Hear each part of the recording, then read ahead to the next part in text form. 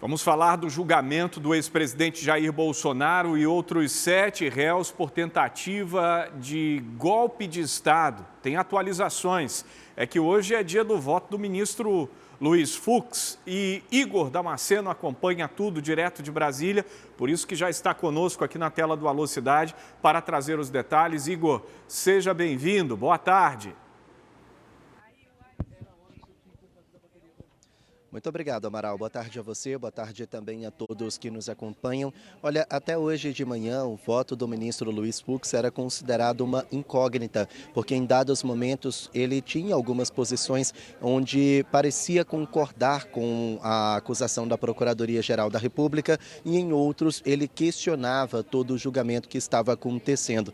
Mas essa incógnita, ela praticamente foi encerrada hoje, durante a primeira parte da leitura do voto do ministro Luiz Fux. Só para a gente contextualizar, são 5 crimes que estão sendo analisados sobre o chamado núcleo crucial da suposta trama golpista, que inclui o ex-presidente Jair Bolsonaro. E quais foram os crimes impostos a eles pela PGR?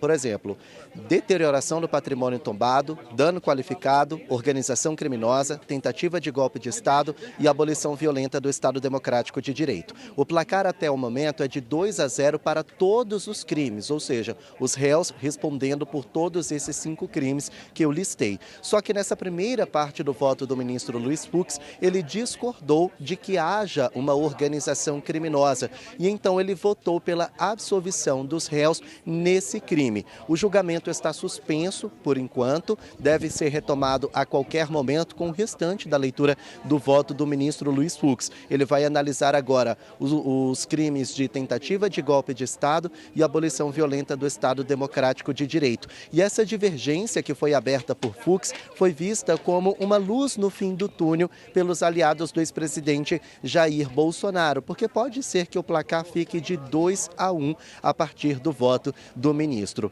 Logo na primeira parte da leitura, bem no início da sessão, que começou hoje às 9 horas da manhã, Fux disse que, na verdade, esse julgamento não deveria acontecer no Supremo Tribunal Federal, porque, segundo ele, não é a competência, já que os réus não têm foro privilegiado. A fala dele gerou repercussões nas redes sociais. Vamos ouvir.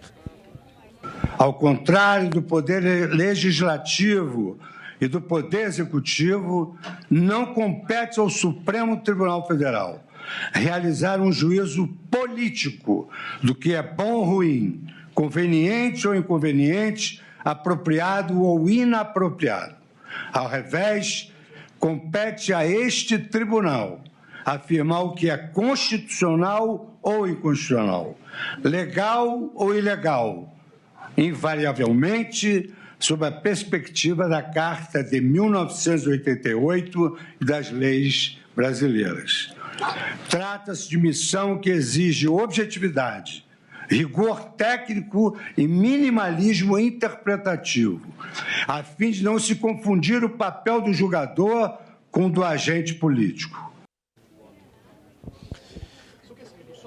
Bom, nesse momento, o advogado do general Augusto Heleno, um dos réus, vai falar. A gente vai mostrar então a fala dele ao vivo a respeito desse voto do ministro Luiz Fux. Analisada a questão de acesso de provas, que é uma coisa que a gente vem batendo desde o começo, ou seja, que o acesso às provas era indispensável, e não só o acesso, como a possibilidade de tempo de análise, que era uma coisa que a gente não tinha.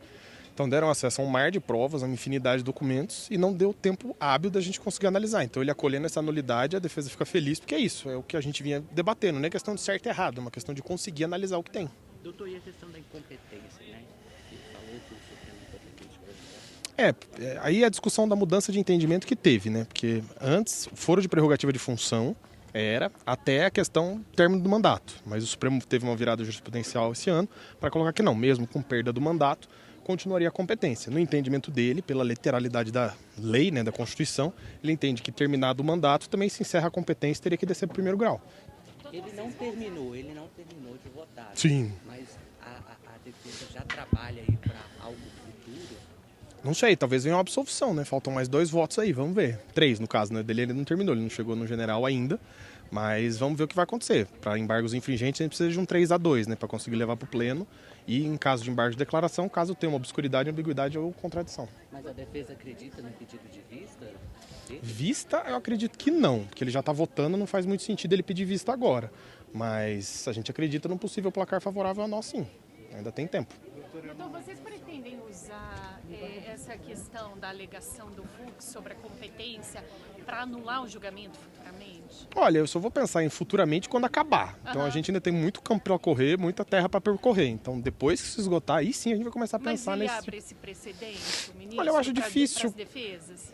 Não sei, porque precisa ver como é que vai acabar o julgamento. Caso tenha um 3-2, por exemplo, e o Supremo entenda, essa turma entenda que é nulo algum ponto e retorna ao julgamento. Então a gente está fazendo previsões de coisas que às vezes não precisa ser feito. Ainda. Vamos aguardar o desenrolar para ver como é que vai ser. Entendeu?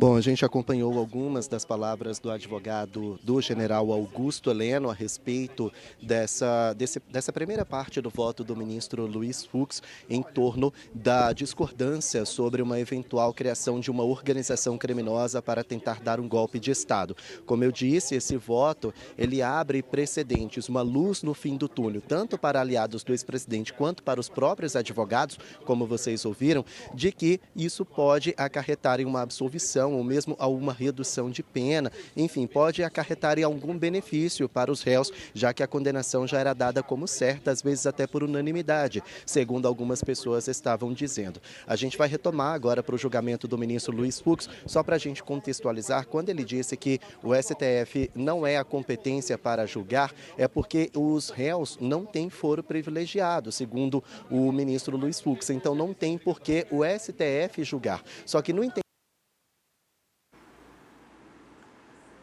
Perdemos o sinal com Igor Damasceno, que trazia para a gente as informações. Daqui a pouco nós vamos trazer outros detalhes ao vivo, direto de Brasília, sobre o voto de Luiz Fux, que tem um parecer, até agora, divergente dos outros 2 ministros que já apresentaram voto. Ei, quer ficar por dentro de todo o universo da programação de A Crítica? Então se inscreve no nosso canal, aciona o sininho que você vai ficar por dentro de tudo e não vai perder nenhum detalhe. Vem com a gente!